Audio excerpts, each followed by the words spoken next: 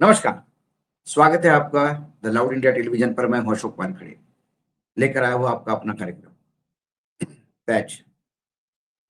नमस्कार, स्वागत है आपका द लाउड इंडिया टेलीविज़न पर, लेकर आया हूँ आपका अपना कार्यक्रम पॉलिटिकली यूअर्स अशोक वानखेड़े। आज 5 राज्यों में से 3 राज्यों के चुनाव हो चुके हैं, यानी वोट डल चुका है।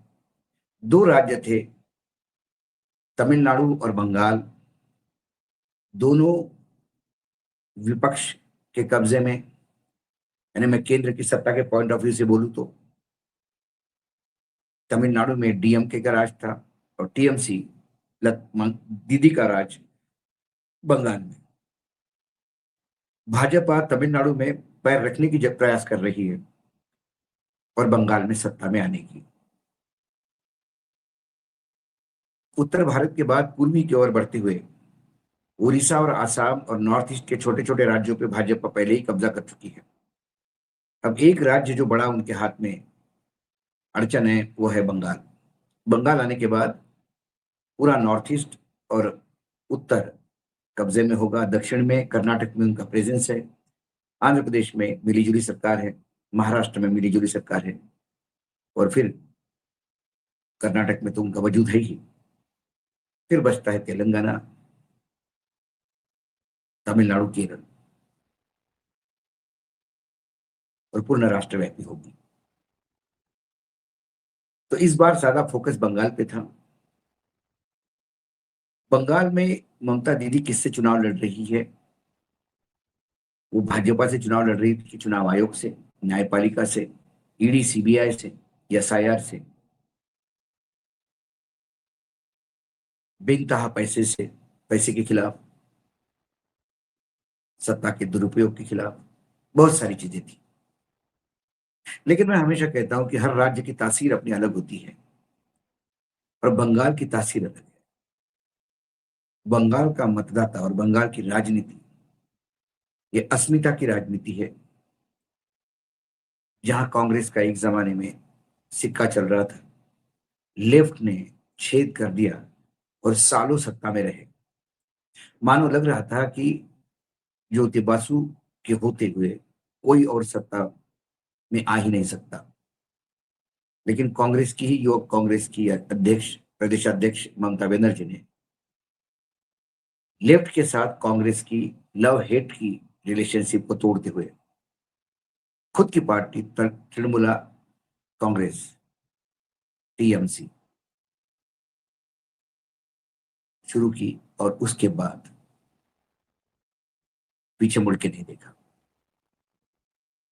लगातार सत्ता में बनी हुई है। अब दीदी फिर इस बार सत्ता के लिए संघर्ष कर रही है। आज का जो पहले फेज में, क्योंकि कुल 294 सीटें हैं बंगाल में, उसमें से 152 सीटों पे, करीब करीब आधी सीटों पे आज मतदान हुआ। 16 जिले हैं उसमें। 3.6 यानी 3,60,00,000 मतदाता आज मतदान करेंगे। लेकिन अभूतपूर्व मतदान का आंकड़ा 5 बजे तक आया। 89.93% यानी ऑलमोस्ट 90%। और ये आंकड़ा 92-93 भी जा सकता है, 95 भी जा सकता है, क्योंकि रात को कितना वोटिंग होगा पता नहीं। इतनी भारी तादाद में मतदान क्या दर्शाता है? क्या ये सत्ता का बदल है या फिर बंगाली अस्मिता को बचाने की कोशिश? कई खबरें आ रही है। जो भाजपा प्रेरित लोग हैं वो कहते हैं कि सारा हिंदू मतदाता बाहर आ गया। लेकिन एक वस्तुस्थिति है, 40% हिंदू मतदाता तो दीदी का पैक्ट है, वो फिक्स मतदाता है। मुस्लिम मतदाता इस बार कई लोग मुस्लिम मतदाता में भी, चाहे कबीर हो चाहे ओवैसी हो, इनने भी अपने मतदाताओं को लुभाने का प्रयास किया। कांग्रेस भी मुस्लिम मतदाताओं के आधार पे है, कहीं लेफ्ट भी उसको आजमाने का प्रयास कर रही है। लेकिन कांग्रेस और लेफ्ट तो अपना वजूद ढूंढने का कि कहीं ना कहीं तो 2-4 सीटें मिल जाए तो कुछ प्रेजेंटेशन हो जाए, इसके लिए लगे। लेकिन एसआईआर का जो प्रकोप हुआ और चुनाव आयोग ने जिस आयरन ग्रिप से बंगाल को जकड़ लिया, मानो पहला राज्य होगा जहां चीफ सेक्रेटरी, डीजीपी बदल दिए गए, कलेक्टर बदल दिए गए, एसपी बदल दिए गए, लगातार तुष्टीकरण की बात की गई, लगातार घुसपैठियों की बात की गई,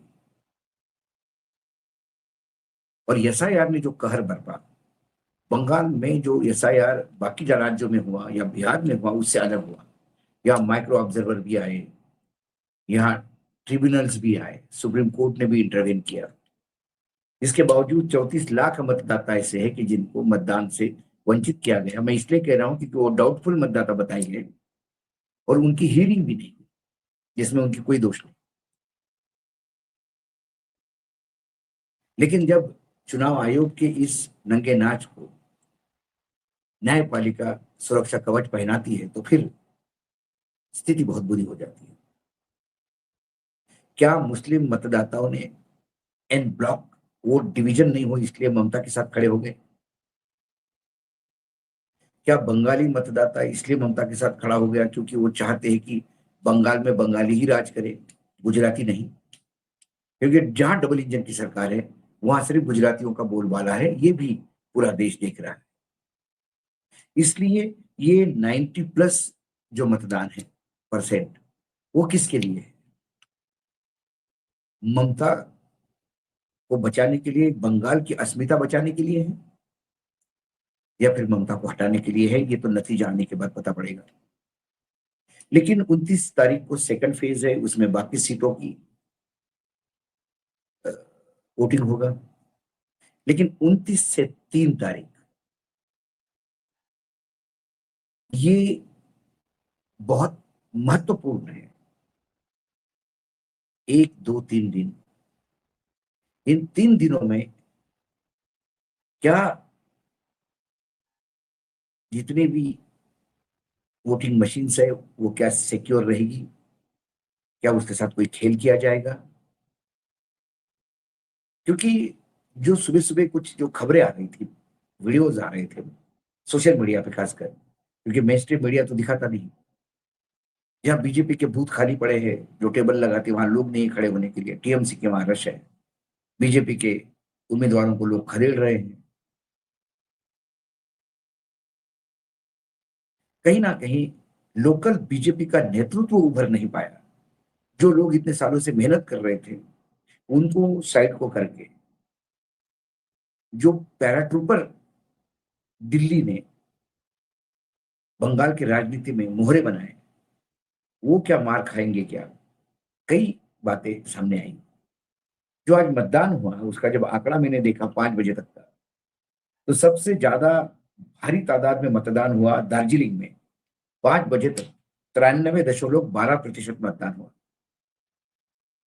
कुछ बिहार नंबर 2 पोजीशन पे था, 16 जिलों में आज की बात कर रहा हूं मैं, उसमें 92.07% हुआ। फिर वीरभूमि में 91.55% हुआ। जो 16 जिलों में सबसे कम मतदान जो हुआ वो हुआ है कालिम पोहास में, जो 81.98 यानी करीब करीब 82% मतदान हुआ। हाईएस्ट 93, लोएस्ट 82, ये बोल के चल सकते हैं। तो ये प्रथम दृष्टया जो मैं देख पा रहा हूं, ये तो मुझे मतदान बंगाली अस्मिता के होते हुए होने वाला दिखता है। भाजपा प्रयास कर रही है कि 3 फिगर पे पहुंच जाए। 3 से 72 पे आए थे, 72 से 100+ आ जाए, और उनकी दिली तमन्ना है कि हम 120 तक भी आ गए तो फिर हम खेल कर सकते हैं सरकार बनाने का। क्योंकि राज्यपाल एन रवि जो तमिलनाडु में डीएमके पे प्रकोप बरसा रहे थे, उन्हें यहां लाया गया, किसी प्रोविजन से ही लाया गया। और यदि ये चुनाव ममता दीदी जीतती है तो 2029 बीजेपी के लिए संघर्षमय होंगे लोकसभा के, क्योंकि लोगों को ये पता पड़ेगा कि चुनाव आयोग, न्यायपालिका, ईडी, सीबीआई, इनकम टैक्स, पैसा, इन सब के होते हुए भी यदि जनता चाहे तो इन लोगों को टक्कर दे सकती है।